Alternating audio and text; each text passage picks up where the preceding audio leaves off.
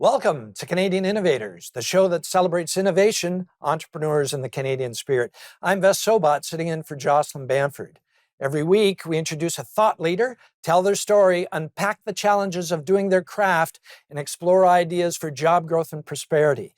This week, we have a great Canadian who's made a major impact already as the Premier of Alberta, promoting and protecting Albertans' interests within the Federation. So, before becoming premier, she was leader of the opposition, worked in radio and TV, and is a former host on this network.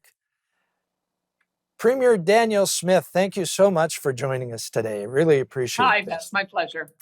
Let's start right into it. And last time we spoke, you talked to me about a couple of lawsuits that Alberta has just won against the federal government, and you had implemented those lawsuits in order to protect your jurisdiction. Please tell me and the audience what those were and what the outcome was. Well, the first one people might know commonly is Bill C-69, and in fact, Ontario just scored a victory in fighting back against the federal government on that. It's the Impact Assessment Act, and it's where the federal government Overreach. They decided to take over all of the environmental assessment for all projects in Canada that they determined to be of a national interest. And the federal government said, you can't do that. You can't take over areas of provincial jurisdiction. That's not what cooperative federalism looks like. So amend your bill. So I'm glad to see that that's proceeding. And I guess we'll see what that looks like in the Budget Implementation Act. The second one was on the description of plastics as toxic, which I think we both know is absurd. Plastics are essential in medical environments. They're essential in creating food safe products. They're essential in essentially, if you look around your room, I bet you will find 50 or 100 different items that require plastics. And so they used that again to invade provincial jurisdiction. The court said it was an overreach, and they also said that it was unconstitutional. We have to wait for that to appeal. Of course, they never take a loss and amend their law if they don't have to. So they're going to be appealing that. But I'm feeling pretty confident that we're on the right side on that. We'll win it too. I think you are too. A classic example of overreach. There is no science involved, I understand. The verdict was unreasonable according to the judge. And I just look at the studio and here, there isn't anything that isn't plastic. So I totally agree. And thank you to Alberta for taking the lead on that. It would be wonderful if other provinces were so engaged. Tell me, you've heard of INC4. This is the Intergovernmental Negotiating Committee meetings in Ottawa in the last week of April, where they're going to be talking about banning plastics, maybe capping the production of plastics. This seems to be another example of overreach, maybe not by the federal government, but certainly by the United Nations. We're talking about litter here. And shouldn't they be worried about world peace rather than provincial jurisdictions on how we treat garbage? Well, they should at least be concerned about the environment, you would think. And I say that not tongue in cheek. I say it quite seriously. Michael Schellenberger, who's written a book called Apocalypse Never, one of the things that he points out is that we've saved biodiversity as a result of having plastics replace a number of different products. We used to use tortoise shell to be able to create everything from plastics, eyewear to jewelry. We used to use whale bones for fishing rods, as well as for corsets. So when you are able to use plastic to replace those things, you're improving the whale population, you're improving the tortoise population. Ivory is another one. They talk about tickling the ivory on piano, and that was literal before. Same with billiard balls. We can now make those out of plastic and save the elephant population. So that's what environmentalists should be concerned about: is what is the opportunity cost if you go down a different pathway.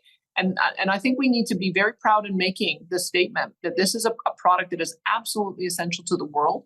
It improves the environment. We do, of course, have to deal with issues of the circular economy, collecting the material, figuring out new processes for mechanical and chemical recycling. But that's a different challenge. You can't propose something that is going to make the environment worse. We've got to keep on figuring out ways to make it better and better.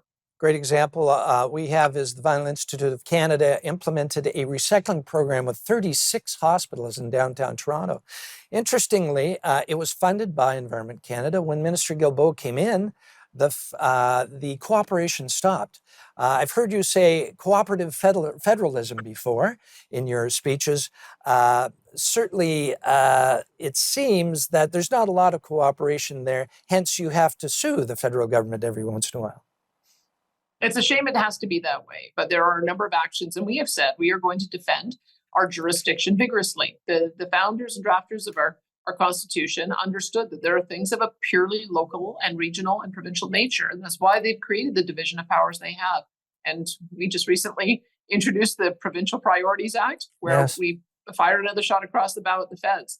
If they want to work with us, they have to work with us in a true spirit of cooperation, not try to take over our jurisdiction. Maybe you can help me with this one. Recently, a congressman in the United States sent a letter into Canada saying some of the restrictions that Guilbeault wants to implement counter USMCA and actually breach Chapter 24, Clause 2.5.4 of the trade agreement.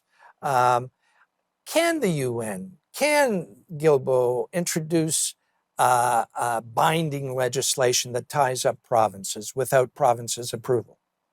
Well, I guess we'll find out, because we are prepared to take those challenges forward. I mean, I recognize that on the international stage, the federal government does sign the agreements, but I don't think that they're allowed to sign agreements in areas that contribute our jurisdiction. So I would say that there's an opportunity for us to challenge that as well.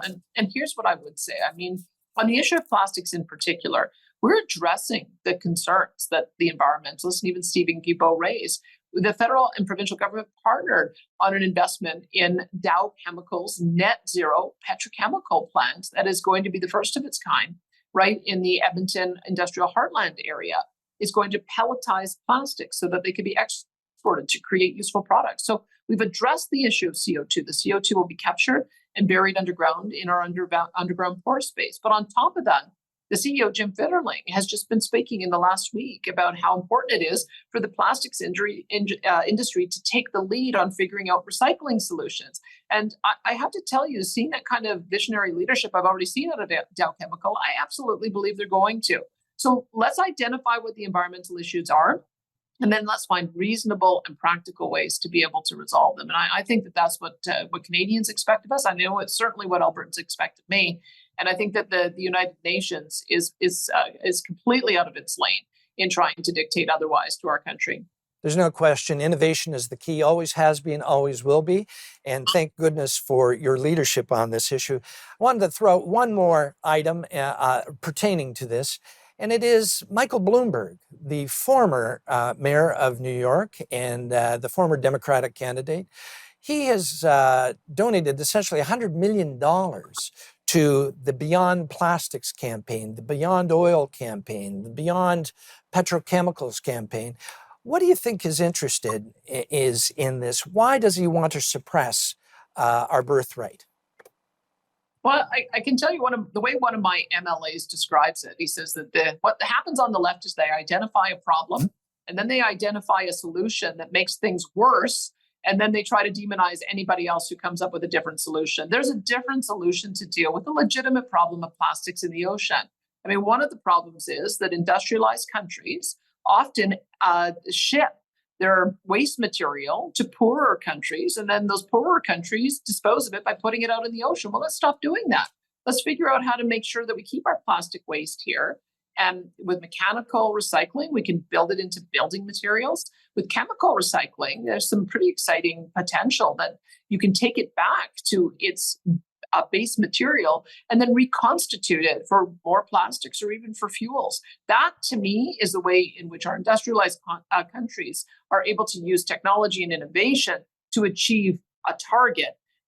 Rolling the clock back and trying to pretend that a world can exist without these incredibly valuable resources makes no sense. As I've always said, we are in a transition away from emissions. We're in a transition towards a circular economy, but we are certainly not transitioning away from the use of oil and natural gas in our province. We have a I've set an aggressive target to double our production of oil and natural gas, because I feel so strongly that we are in the lead in addressing the environmental issues, and we have an obligation to solve issues of energy poverty, as well as solve the issues of energy security with our friends and trading partners around the world. So we're going to be a responsible producer of these vital products. My goodness, you remind me. Warren Buffett once said, "The oil sands are a gift from God." We really have been fortunate to have Alberta and the resources that it has put out there for the rest of Canada to heat us, to feed us, to keep us warm, and to really create the economic wealth necessary for the lifestyle that we've come to achieve. Last question, and this is a fun one. We always ask this of our guest. If you're Prime Minister for a day, what would you do to unleash Canada's economic prowess, to unleash our birthright, and to let Alberta thrive?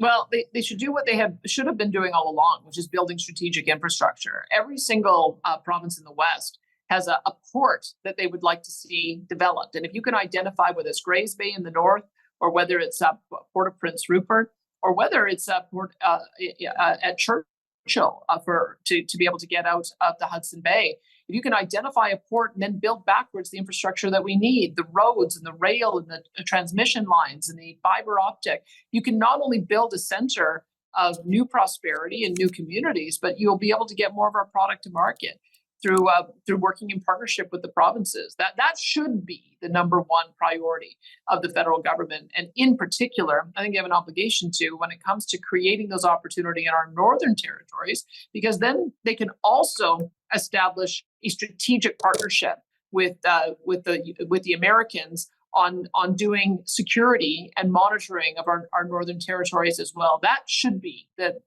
absolute focus of the Prime Minister and the federal government. Danielle, thank you so much. Wonderful to speak to you. And may Alberta and Canada remain strong and free. Keep fighting. Thank you. Good to talk to you. Thank you for watching Canadian Innovators. Have an idea for a guest interview? Please send it along at ideas@thenewsforum.ca. Maybe we'll see you on the show. I'm Ves Sobot, sitting in for Jocelyn Bamford.